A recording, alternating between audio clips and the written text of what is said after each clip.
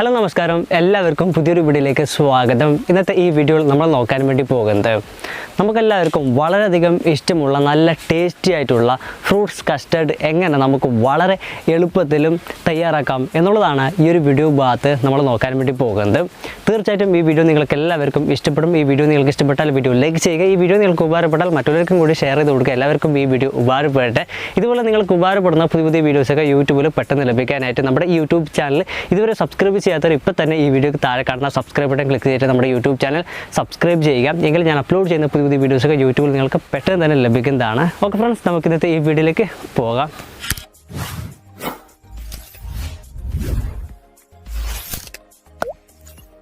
അതിനായി ഗ്യാസ് സ്റ്റൗവിലേക്ക് ഞാനൊരു പാത്രം വെച്ചു. എന്നിട്ട് ആ പാത്രത്തിലേക്ക് ഞാൻ 1 ലിറ്റർ പാൽ ഒഴിക്കുന്നു. അതുപോലെ 2 ടേബിൾ സ്പൂണ് കസ്റ്റാർഡ് പൗഡർ ഇതിലേക്ക് ഇട്ട് കൊടുക്കുന്നു. എന്നിട്ട് ഇത് നന്നായിട്ട് ഇതേപോലെ ഇളക്കി കൊടുക്കണം. അപ്പോൾ അത് ഫുള്ള് കലങ്ങിയിട്ട് വരും.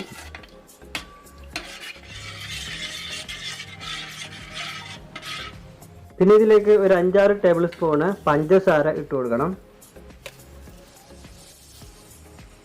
അങ്ങനെ ഇത്രയും സാധനങ്ങൾ ഇതിലേക്ക് ഇട്ടതിന് ശേഷം ഇത് നന്നായിട്ട് ഇളക്കി കൊടുക്കണം. ഇനി ഗ്യാസ് സ്റ്റവ് ഓൺ ആക്കിയിട്ട് തീ കത്തിക്കണം. അങ്ങനെ ഞാനിവിടെ തീ കത്തിച്ചു.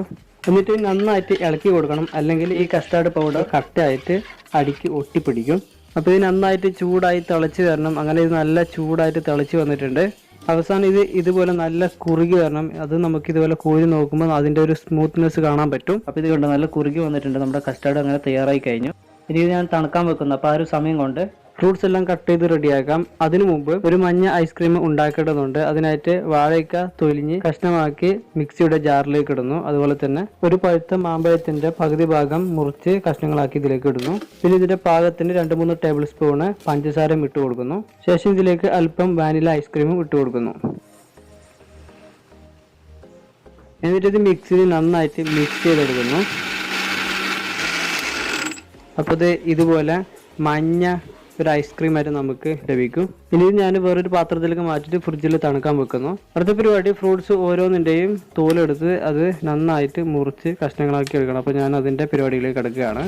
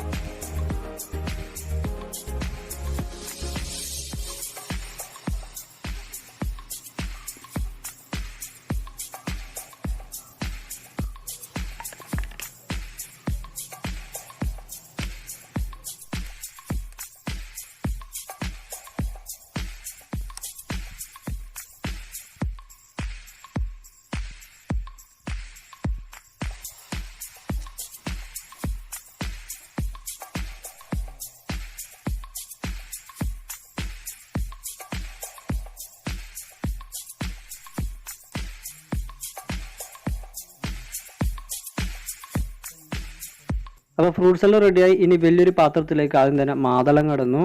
അടുത്ത് മുറിച്ച് ചെറിയ കഷ്ണങ്ങളാക്കിയ വാഴയ്ക്ക ഇതിലേക്ക് ഇടുന്നു. അതുപോലെ കഷ്ണങ്ങളാക്കിയ ആപ്പിൾ ഇതിലേക്ക് ഇടുന്നു. പിന്നെ ചെറുതായി കഷ്ണങ്ങളാക്കിയ പഴുത്ത മാമ്പഴം ഇതിലേക്ക് ഇടുന്നു. പിന്നെ ചെറുതായി കഷ്ണങ്ങളാക്കിയ ഡ്രാഗൺ ഫ്രൂട്ടും ഇതിലേക്ക് ഇടുന്നു. അതുപോലെ ചെറുതായി കഷ്ണമാക്കിയ കറുത്ത മുന്തിരി ഇതിലേക്ക് ഇടുന്നു. അങ്ങനെ എല്ലാ ഫ്രൂട്ട്സും ഇതിലേക്ക് ഇട്ടതിന് ശേഷം ഇതിന്റെ മുകളിലേക്ക് നേരത്തെ തയ്യാറാക്കി തണുക്കാൻ വെച്ച കസ്റ്റാർഡ് ഇതിലേക്ക് ഒഴിച്ചു കൊടുക്കണം. അങ്ങനെ ഒഴിച്ചു കൊടുക്കുന്നു. എന്നിട്ട് നന്നായിട്ട് കയ്യിൽ കൊണ്ട് ഇളക്കി മിക്സ് ചെയ്ത് കൊടുക്കണം. വേറൊരു കാര്യം, ഞാൻ ഇതിൽ ഇട്ടിരിക്കുന്ന ഫ്രൂട്ട് മാത്രമല്ല വേറെ ഏത് ഫ്രൂട്ട്സും നിങ്ങൾക്ക് ഇതിലേക്ക് ഉപയോഗിക്കാം. അപ്പോൾ നമ്മുടെ ഫ്രൂട്ട്സ് കസ്റ്റാർഡ് റെഡി ആയിട്ടുണ്ട്. ഇനി ഇത് തണുക്കാൻ വേണ്ടിയിട്ട് ഫ്രീസറിൽ മുകളിലത്തെ തട്ടിൽ ഒരു 2-3 മണിക്കൂർ തണുക്കാൻ വെച്ച് കഴിഞ്ഞാൽ നല്ല തണുത്തിട്ട് സെറ്റായിട്ട് വരും. ശേഷം 2-3 മണിക്കൂർ കഴിഞ്ഞ് ഫ്രീസറിന് അത് നമ്മൾ പുറത്തേക്ക് എടുത്തു കഴിഞ്ഞാൽ നമ്മുടെ ഫ്രൂട്ട്സ് കസ്റ്റാർഡ് നല്ല തണുത്തിട്ട് സെറ്റായിട്ട് വന്നിട്ടുണ്ടാവും. അപ്പോൾ നമ്മുടെ ഫ്രൂട്ട്സ് കസ്റ്റാർഡ് ഫ്രീസറിൽ നിന്ന് എടുത്തു. ഇപ്പോൾ നല്ല സെറ്റായി വന്നിട്ടുണ്ട്. ഇനി ഇത് വേറൊരു ഇതേപോലെ ചെറിയൊരു ഗ്ലാസ് പാത്രത്തിലേക്ക് മാറ്റുകയാണ്. അതുപോലെ ഇതിന്റെ മുകളിലേക്ക് ഇതുപോലെ വാനില ഐസ്ക്രീം ഇട്ട് കൊടുത്തു കഴിഞ്ഞാൽ നല്ല ടേസ്റ്റ് ആയിരിക്കും. അപ്പോൾ അതും ഇട്ട് കൊടുക്കുന്നു. അതുപോലെ നേരത്തെ ഞാൻ തയ്യാറാക്കി വെച്ച ആ മഞ്ഞ ഐസ്ക്രീമും ഇതിന്റെ മുകളിലേക്ക് ഇതുപോലെ ഇട്ട് കൊടുക്കുന്നു. ഇനി ഇതിന്റെ മുകളിലേക്ക് ഡെക്കറേഷന് വേണ്ടിയിട്ട് കറുത്ത മുന്തിരി വെക്കുന്നു. അതുപോലെ തന്നെ സൈഡിലേക്ക് ഡ്രാഗൺ ഫ്രൂട്ടിന്റെ തോലൊക്കെ ഇതുപോലെ വെച്ച് കൊടുക്കുന്നു. പിന്നെ ഇതിലേക്ക് നട്ട്സ് ആയിട്ട് ഉണക്കമുന്തിരി, ബദാം, കശുവണ്ടിയൊക്കെ കഷ്ണങ്ങളാക്കിയിട്ട് ഇതിന്റെ മുകളിലേക്ക് ഇടാം. അപ്പോൾ ഞാൻ ഇത്രയും സാധനങ്ങൾ കൊണ്ടാണ് ഫ്രൂട്ട്സ് കസ്റ്റാർഡ് തയ്യാറാക്കിയിട്ടുള്ളത്. അപ്പോൾ നമ്മുടെ ഫ്രൂട്ട്സ് കസ്റ്റാർഡ് ഇവിടെ തയ്യാറായി കഴിഞ്ഞു. ഇങ്ങനെ വളരെ എളുപ്പത്തിൽ ഫ്രൂട്ട്സ് കസ്റ്റാർഡ് നമുക്ക് തയ്യാറാക്കാനായിട്ട് സാധിക്കുന്നതാണ്.